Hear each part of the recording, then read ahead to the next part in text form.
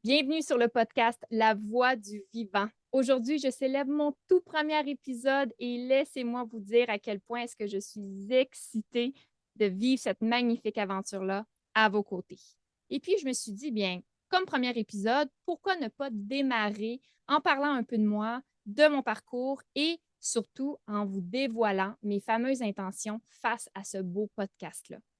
Mon nom est Pénélope et je vous invite à vous reconnecter à la voix du vivant qui vous habite, à activer le plein potentiel que vous détenez déjà et surtout à faire danser toutes vos cellules en écoutant ce qui suit.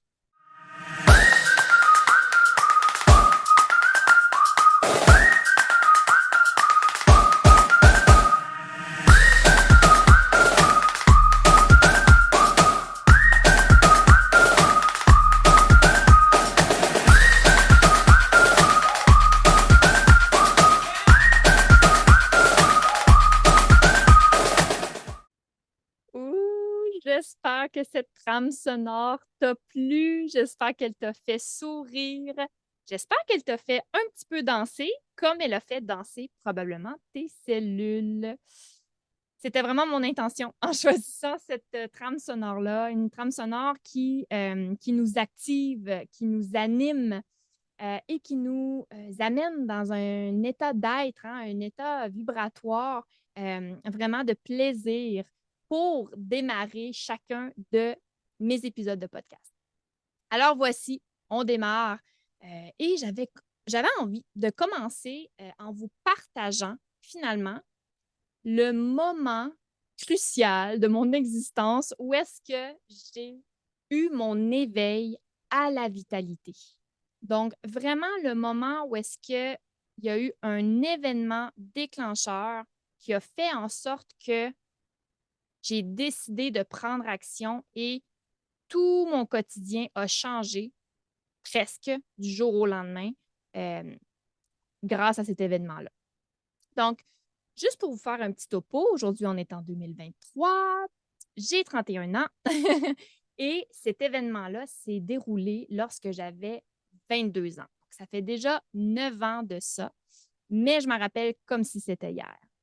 Et puis, pour vous donner aussi un petit aperçu, j'avais 22 ans, mais malgré mon jeune âge, j'avais eu une vie mouvementée et que je pourrais qualifier de surmenage.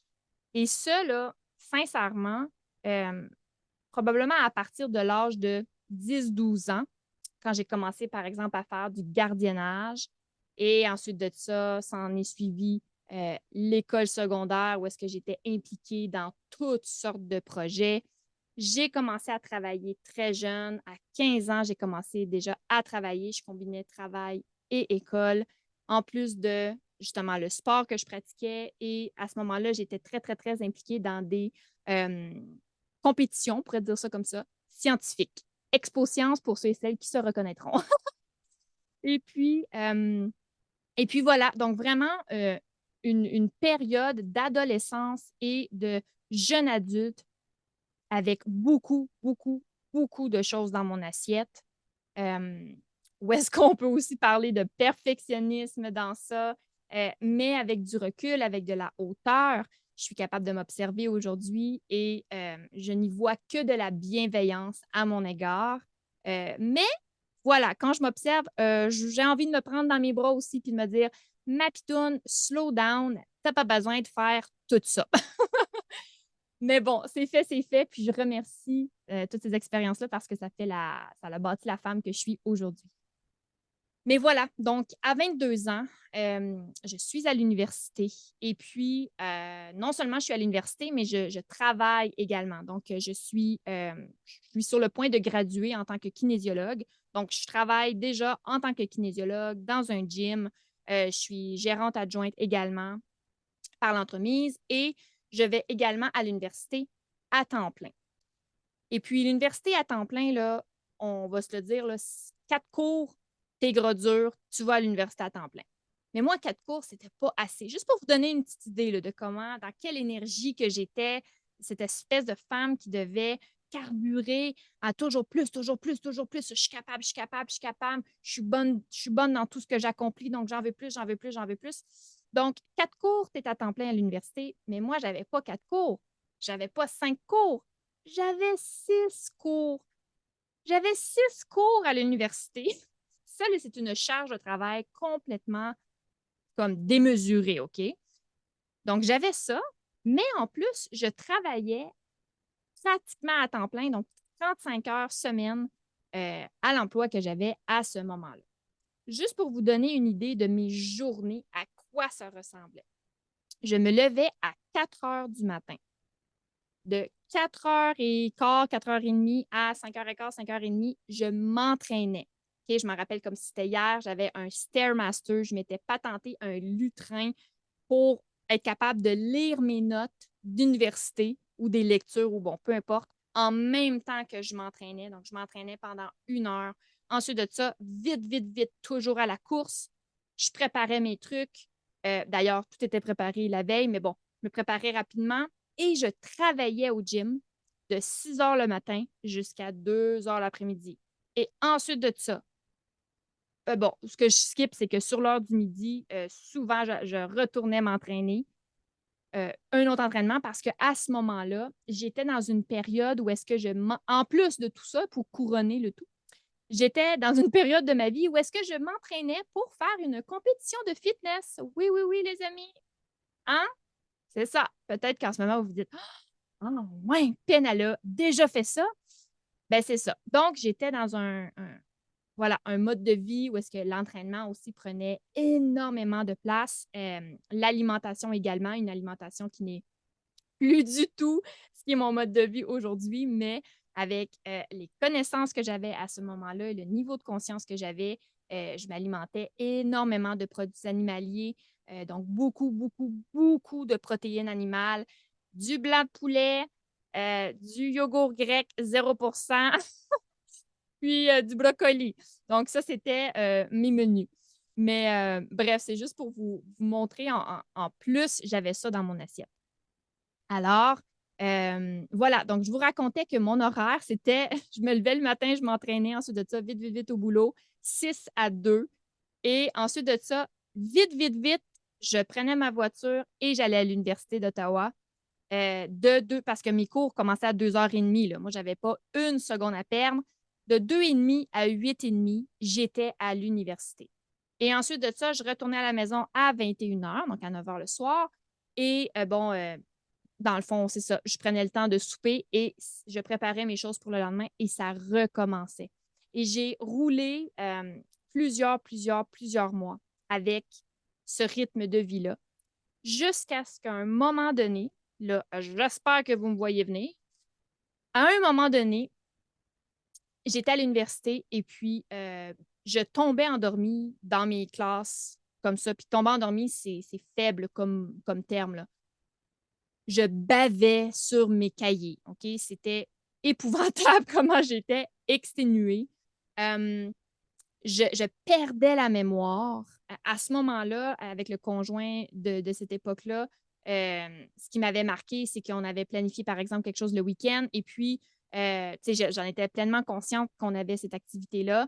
Et puis, la journée venue, il me dit, ah, bon, est-ce qu'on se prépare pour telle activité? Puis, j'avais comme si on ne m'avait jamais parlé de ça.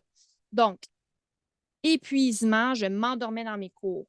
Je perdais la mémoire comme j'ai toujours été une femme avec une très, très, très bonne mémoire. Et autre chose, je perdais mes cheveux comme, tu sais, j'ai toujours eu une très grosse crinière. Donc, tu sais, d'avoir quelques cheveux là, comme ci, comme ça qui décrochent de ma tête, c'est normal. Mais là, j'étais rendue vraiment avec une chevelure fine et mince et ça, ça l'a jamais fait partie de moi. Et puis, également, autre chose qui a été super marquant à cette époque-là, mon corps a arrêté de produire mes menstruations. Donc, j'ai arrêté d'avoir mes règles. Fait que là, je me suis dit, bon, mais là, je suis fatiguée, je me souviens de rien, je perds mes cheveux comme ça, pas de bon sens, puis mon corps arrête de produire mes règles. Probablement qu'il y a quelque chose de wrong qui se passe dans mon corps. Donc, à ce moment-là, je m'en vais voir mon médecin. Et puis, il me fait passer des prises de sang et tout ça. Et il m'annonce que malgré mon jeune âge, je me suis développée l'hypothyroïdie. L'hypothyroïdie, qui est dans les termes de la médecine allopathique, une maladie auto-immune. Ce qui voudrait dire que mon corps, c'est comme, entre guillemets, selon les définitions de la médecine allopathique, mon corps, c'est comme retourné contre moi et a développé cette maladie-là, mais c'est juste moi qui est en cause. Il n'y a pas aucun agent extérieur qui est en cause, selon les définitions à ce moment-là et de ce que j'en comprends. Et il me dit, ben c'est normal. Bon, là, il m'explique tout au niveau des hormones et tout ça. Puis, il me dit, ben Pénélope, ça, c'est du Synthroïde. Donc, il me montre la petite bouteille avec les petites pilules. Puis, il me dit, ben ça, ma chérie, tu vas devoir prendre ça le restant de ta vie.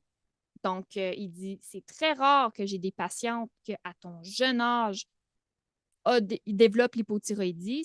C'est une maladie auto-immune que, dans le fond, c'est par l'accumulation, donc le surmenage d'année en année que les humains s'infligent, qu'on va développer ça plus dans mi-trentaine, début quarantaine. Il dit, mais toi, tu as 22 ans, puis tu as développé l'hypothyroïdie. Là, tu devrais ralentir, puis observer qu'est-ce qui est là pour toi, qu'est-ce que tu peux enlever dans ton horaire et tout ça. Donc, tu sais, je le remercie quand même parce qu'il y avait quand même un certain éveil de conscience par rapport à, ben, slow down, fais pas juste prendre des médicaments puis continue, tu sais. Et là, mais moi, là, c'est quand il m'a dit, tu vas prendre ces médicaments-là le restant de ta vie. Sincèrement, si je pouvais imaginer ce qui s'est passé dans ma tête, immédiatement, là, ça a été un grand non. Comme c'est impossible. Je n'adhère pas à ça. Et c'est inimaginable pour moi que j'aille 22 ans aujourd'hui et que tu me dises que le restant de ma vie, je vais prendre un médicament et tout ça parce que c'est, dans le fond, à cause de moi, à cause de mon rythme de vie, que je me suis développé ça et que là, aujourd'hui, je suis prisonnière d'un médicament pour régir ma santé. Alors, il est là, mon éveil à la vitalité. Si vous n'aviez pas compris, je vous l'annonce, ça a été un éveil comme 4-5 claques dans la face. Et je m'en rappelle comme si c'était hier. Le soir même, je suis sortie du cabinet. Et évidemment, à ce moment-là, tu sais, j'avais pris congé de. Ben, à vrai dire, OK, ben, maintenant que je vous le raconte, je me souviens de quelque chose. Non seulement il m'avait prescrit ça, mais il m'avait aussi mis en arrêt de travail. Voilà, c'est ça. Ça me revient là, maintenant que je vous en parle. C'est des séquelles, justement, de l'hypothyroïdie. Parce que je vous annonce en primeur qu'aujourd'hui, je suis pleinement guérie de ça. Donc, ça, c'est un autre sujet qu'on parlera éventuellement, mais je suis totalement guérie. Donc, l'auto-guérison est vraiment possible grâce à ça. Euh, alors voilà. Donc, il m'avait mis en arrêt de travail et puis il m'avait également fait une lettre pour l'université parce que j'étais à la fin de mon baccalauréat et c'était la fin de baccalauréat. Tu as vraiment des gros projets de recherche à remettre. Et puis, ben voilà, j'étais là-dedans et puis je me voyais très mal être capable de répondre à toutes les deadlines. Donc, c'est ça.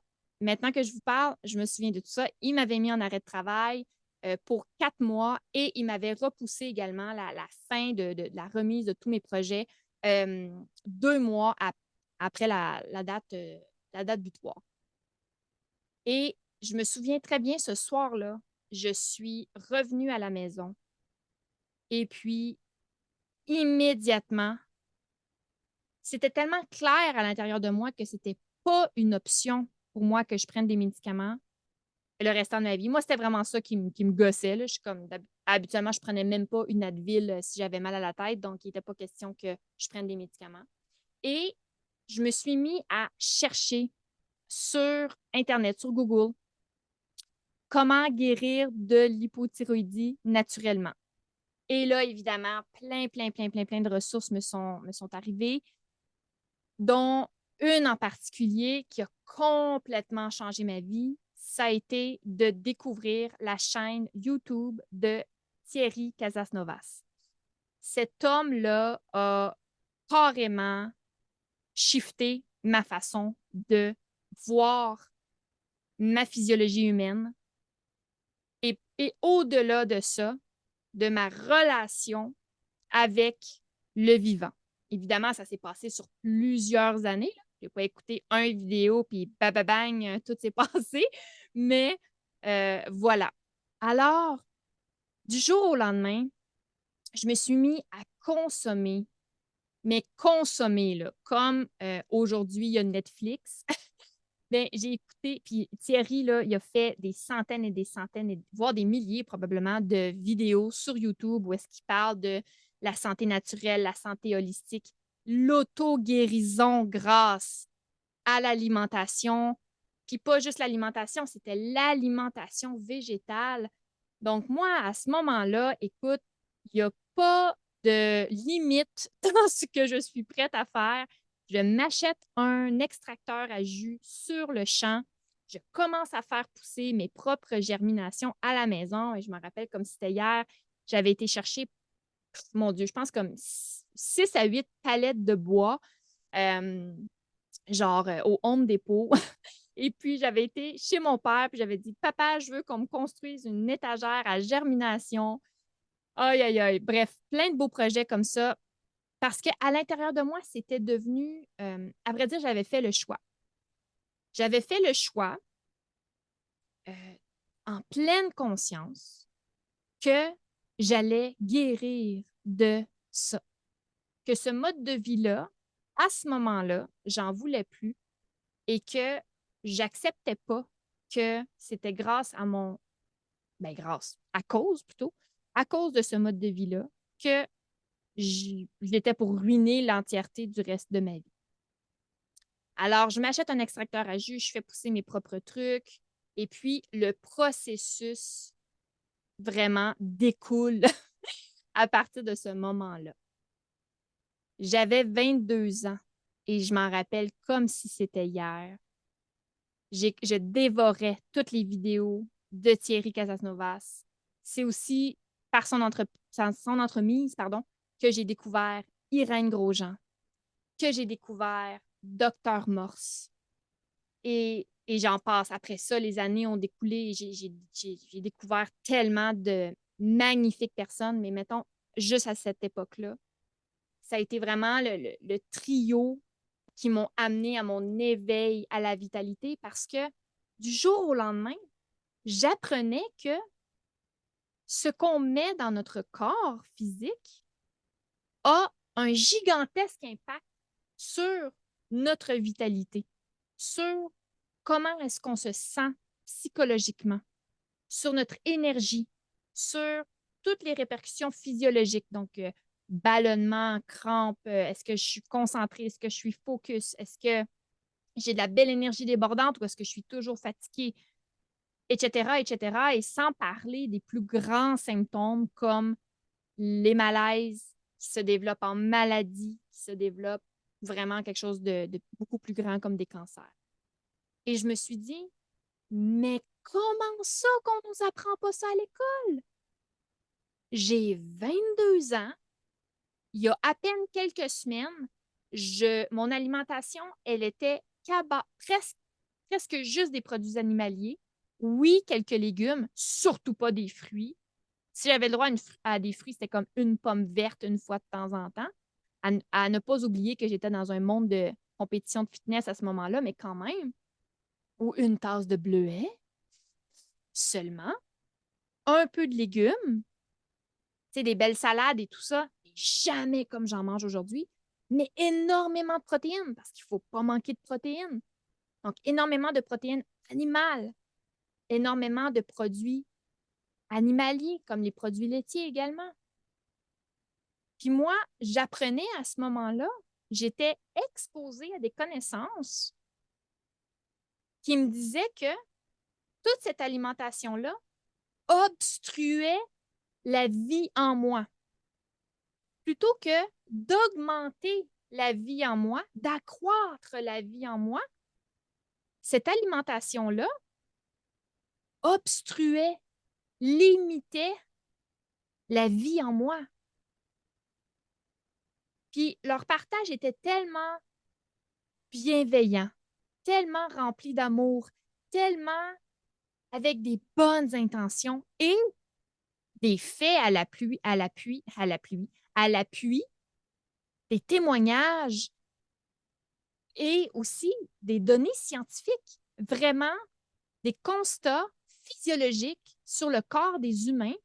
Comment est-ce que la physiologie humaine fonctionne réellement et que notre corps, et là, ça, c'est vraiment une opinion que je vous partage avec toutes les informations que j'ai collectées à travers les 9 dernières années, mais que notre corps fonctionne dans un milieu qui est alcalin, fonctionne mieux et dans son plein potentiel quand il est dans un milieu qui est alcalin. Et que là, présentement, en mangeant autant de produits animaliers, bien, j'acidifiais mon corps. Et en acidifiant mon corps, bien, finalement, je crée énormément d'inflammation.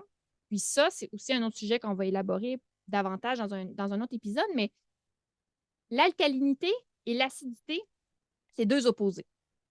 Donc là, moi, je survivais dans un mode de vie acidifiant.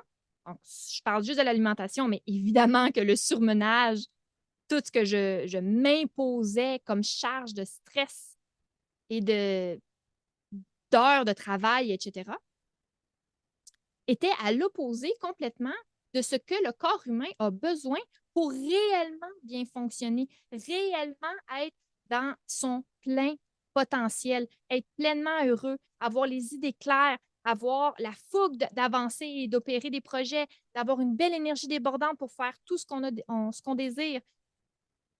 Et là, vraiment, ma vie, elle a complètement basculé. Et j'ai probablement, inconsciemment, su, compris, ressenti que c'était ça, ma mission de vie.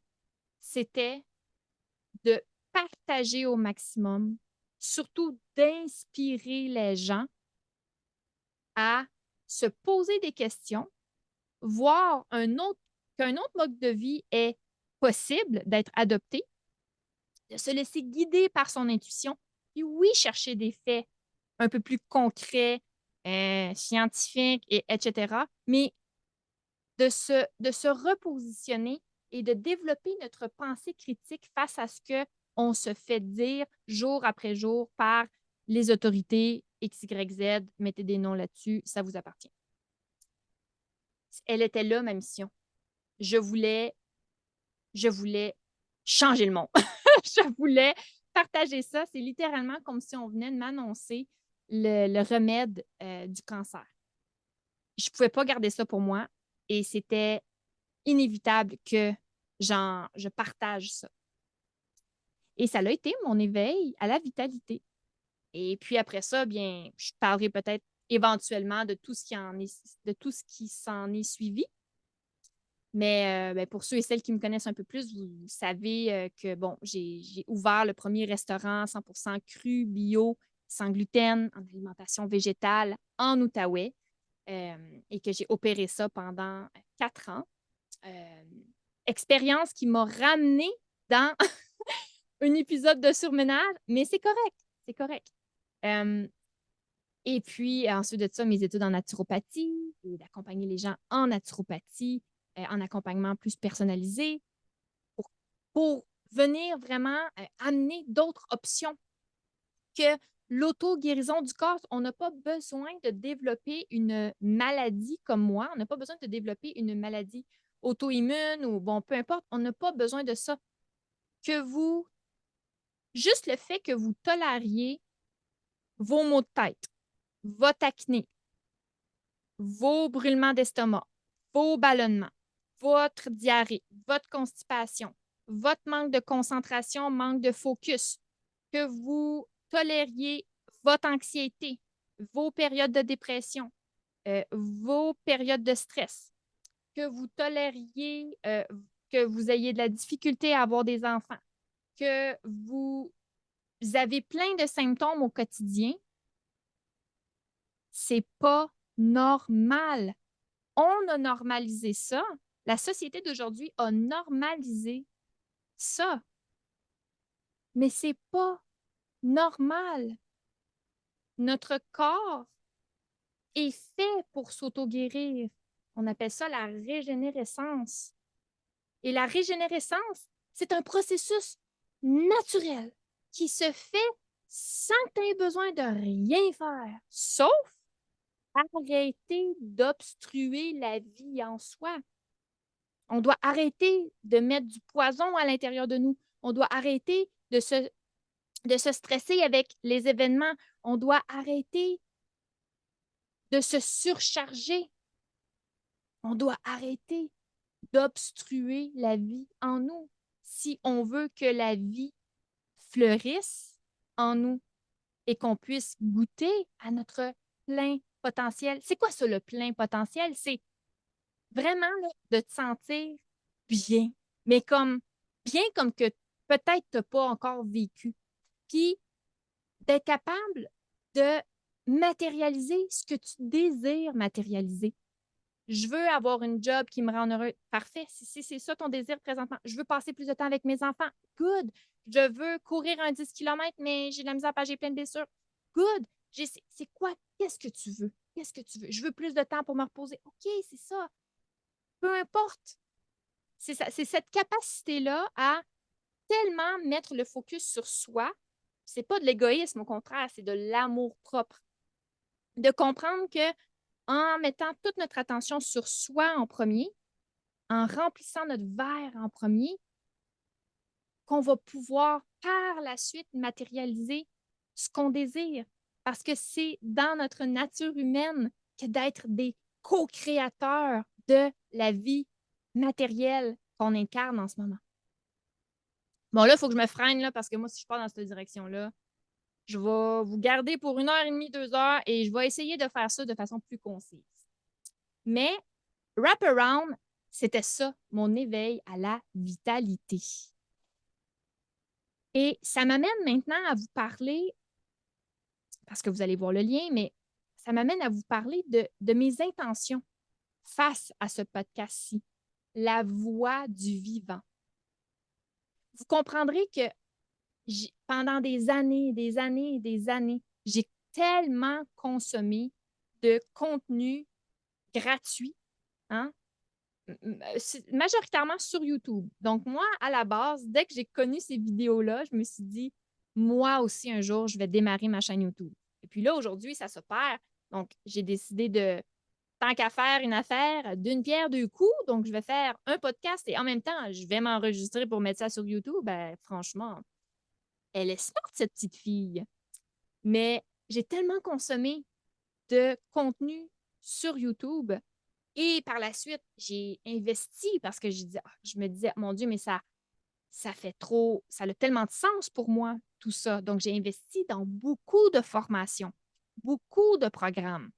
Et jusqu'à tout dernièrement, j'ai investi encore des milliers, des milliers, des milliers. Juste pour vous donner une idée, l'an dernier, en 2022, j'ai investi 27 000 en formation, en programme et en coaching one-on-one. Et aujourd'hui, je me dis, je suis tellement allée chercher de la valeur. Ça a tellement shifté ma vie que d'avoir consommé tout ce contenu-là grâce à ces magnifiques êtres humains-là qui partagent sans filtre et qui donnent et qui donnent et qui donnent et qui ont tellement un gros impact sur la vie des gens que je me suis dit, ben moi aussi, j'ai envie de redonner à ma façon. J'ai envie de redonner, évidemment, dans mes paroles, à travers mon vécu, à travers mes expériences, de façon à ce que tout ce contenu-là que je vais vous partager au travers des prochains épisodes, pardon, eh bien, que ça aille ma signature énergétique, que vous puissiez vraiment connecter à l'énergie de Pénélope. Et puis, tout ça, c'est avec une intention tellement bienveillante de, premièrement, vous faire tomber en amour avec le vivant. de vous faire tomber en amour avec la vie qui vous traverse. Et ça, vous savez ce que ça va donner comme résultat? C'est de vous faire tomber en amour avec vous, de vous faire tomber en amour avec vous-même. Parce que ça, là, de vous faire tomber en amour avec vous, bien, ça revient à parler d'analogie du vase. Donc, vous allez tellement prendre l'information pour vous. Ensuite de ça, vous allez prendre cette information-là et vous allez l'incarner dans la matérialité. Vous allez poser des actions. Et ces actions-là vont probablement amener du changement dans votre vie. Et ce changement-là va transformer votre quotidien. Et c'est vraiment mon souhait le plus cher que vous veniez récolter toutes les pépites de sagesse qui vous conviennent. Si ce que je vous dis, ça vous plaît pas, ben skip le poste, Roger, et puis on passe au prochain. C'est super, c'est parfait comme ça aussi. Mais pour ceux et celles que ça fait vibrer, pour ceux et celles que ça nourrit, pour ceux et celles que ça fait rire, pour ceux et celles qui ont, qui ont juste envie d'écouter tous ces belles paroles-là, ces beaux partages-là, eh bien, sachez que je n'irai pas de main morte et que je vais donner abondamment. Et tout ça par intention et vraiment désir profond de vous accompagner, de vous guider, de vous donner, moi, les démarches que j'ai suivies. Est-ce que je ferais pareil? Est-ce que je ferais différent? De vous donner des outils, de vous éclairer sur votre chemin. Et vraiment, là, toute cette démarche-là d'accompagnement et de guidance, c'est pour que vous puissiez, de par vous-même, activer le potentiel que vous avez déjà à l'intérieur de vous. Parce que moi, ça, là, la vie que je vis aujourd'hui, c'est la résultante de tous ces épisodes-là, de tous ces événements-là que j'ai vécus dans ma vie, qui fait en sorte qu'aujourd'hui, j'accrois consciemment mon potentiel à tous les jours et de plus en plus, je matérialise la vie que je désire réellement dans toute ma pleine puissance, dans ma paix intérieure, dans mon grounding, dans mon alignement et dans mon amour propre, dans ma confiance personnelle, dans mon estime de moi. Et c'est vraiment ce que je vous invite à venir chercher ici de façon à ce que vous puissiez vous-même activer votre plein potentiel, que vous aussi, vous puissiez venir réaliser, matérialiser la vie que vous désirez. Et tout ça, là, ça va s'opérer grâce à quoi? Grâce à la voix du vivant qui vous habite. Elle vous traverse cette voie du vivant-là. Alors, vous comprendrez que au cours de les nombreux épisodes qui s'en viennent, on va parler de quoi, vous pensez? On va parler d'alimentation. Oh oui, mesdames, on va en parler. OK, oui. On va parler de quoi d'autre? On va parler de développement personnel. Parce qu'évidemment, que mon éveil à la vitalité a de façon, écoutez, pratiquement simultanée, a eu un impact sur mon éveil de conscience. Ça, on en reparlera. Donc, on va parler de développement personnel. On va parler de conscience. On va parler de mindset, hein? Que notre état d'esprit a une répercussion sur la matérialisation de notre réalité. Donc, que nos pensées ont un pouvoir créateur sur notre vie. On va parler de naturopathie aussi. On va parler de mode de vie. On va parler d'activité physique. On va parler de business. On va parler de tout ça. Tout ça, ça fait bien des sujets, hein? Mais il y a une catégorie qui regroupe tous ces sujets-là. Et vous savez, c'est quoi? La vie. Donc, on va parler de la vie sur ce beau podcast-là. Alors, j'ai envie de terminer avec ça. De terminer que je vous invite à venir vous amuser avec moi dans le grand jeu de la vie, et ce, au travers ce beau podcast qu'est La Voix du Vivant. Je te remercie énormément pour ton écoute. Sincèrement, ça me fait super plaisir. Je t'invite à repartager l'épisode si ça t'a plu. Également, peut-être laisser une note. Tu peux me repartager sur les réseaux sociaux si ça résonne avec toi. Je t'aime, je t'embrasse, je te vois et je te dis à très bientôt pour un prochain épisode de La Voix du Vivant. Ciao!